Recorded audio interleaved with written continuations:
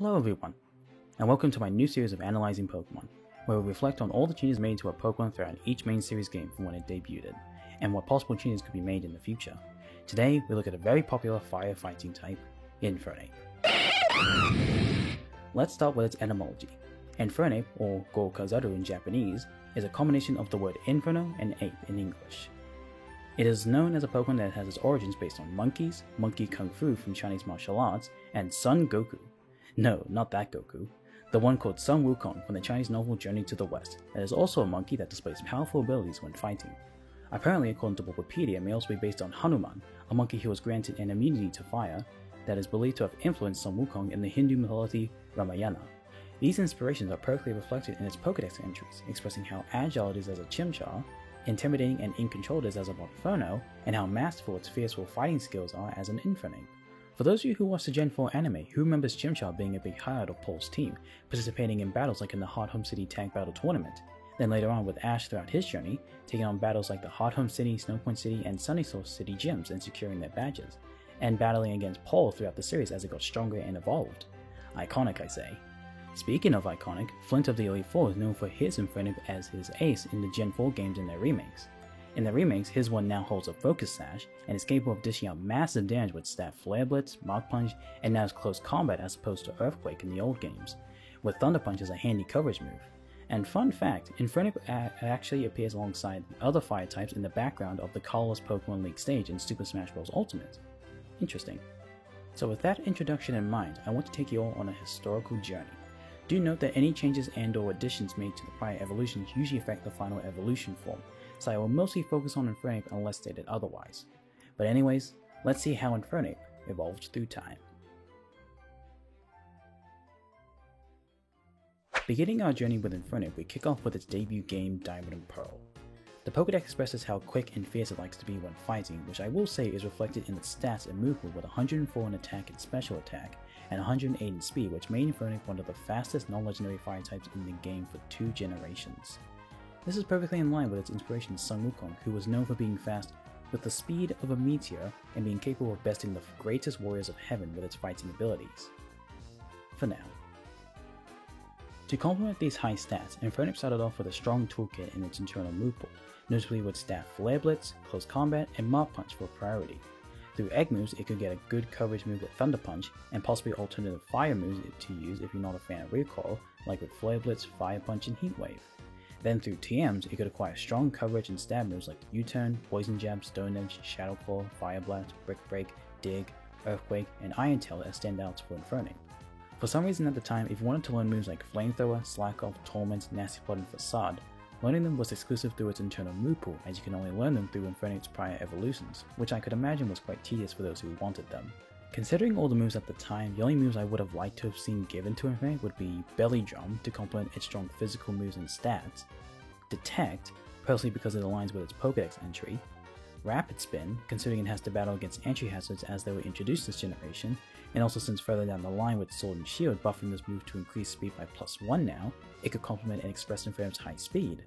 And then there's Agility, simply because its Pokedex entry literally talks about its agility, and it can't learn that exact move. This isn't the only time of this occurring, as you will soon see. Being a starter Pokemon, it of course has the Blaze ability, which operates by increasing the power of Fire-type attacks by 50% if the user has 1/3 of their max health remaining. For Infernape, it was helpful assuming you could have Infernape survive those super effective or high damaging stab moves in those really challenging battles, like in the Elite Four, Battletown, or even online.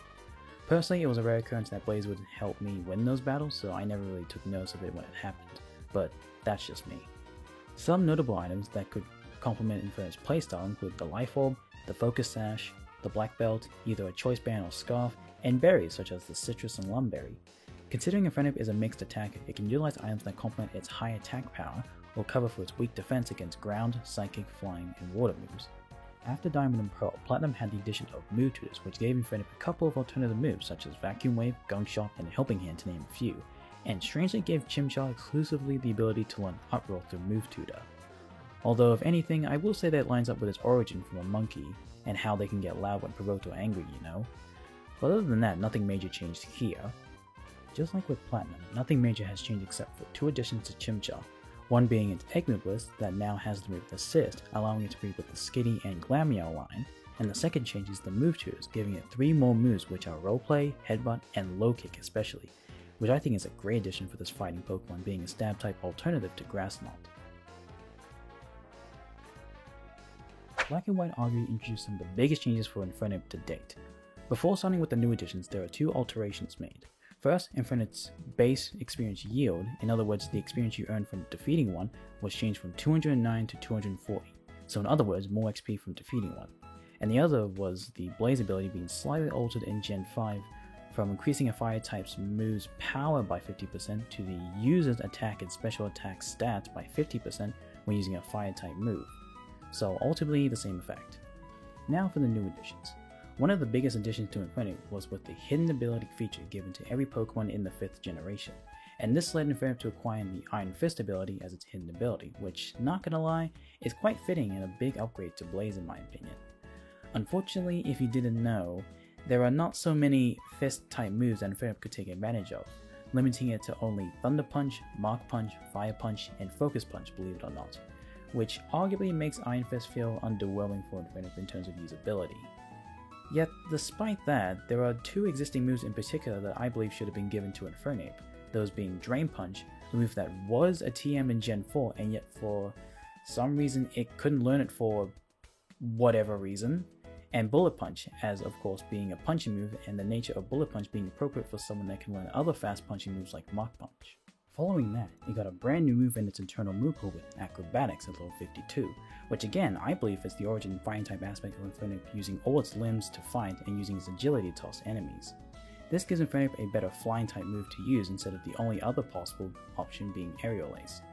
This inclusion scaled the earlier moves to come a little earlier after Mach Punch, and later moves to be learned much later, like Flare Blitz being learned a whole 11 levels later than before. This one inclusion also gives Infernape a more incentive option to use berries as a possible helmet item to combat against grass, bug, and other strong fellow fighting types.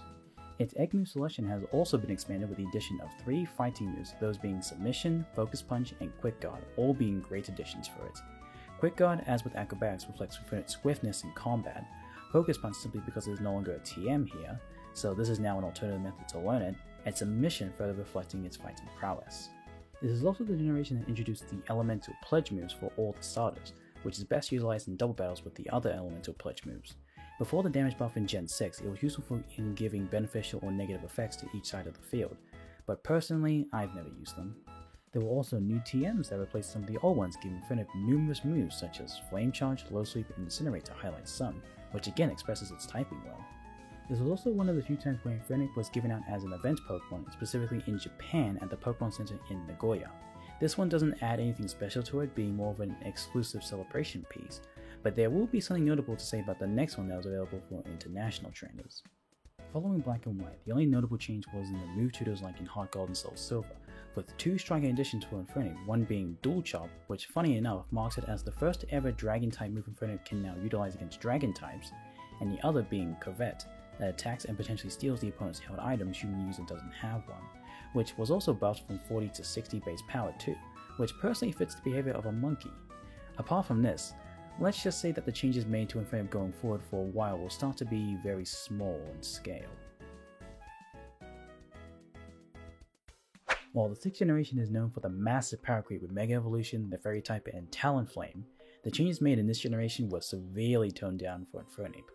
Coming off of Gen 5, the only changes made through X and Y and ORAS were that now Infernape can learn Flare Blitz via the Movie Learner early, and through TMs it can now access the brand new Power Up Punch, which is a addition for Iron Fist sets, but still lacking. In addition, there was a distribution of a Jade Infernape to celebrate Chinese New Year with the Year of the Fire Monkey in 2016. While this event didn't have any special moves, it notably gave trainers the opportunity to receive an Infernape with its hidden ability, which was at the time very difficult to obtain. So not much attention at Infernape here, as presumably they were focused more on the new elements.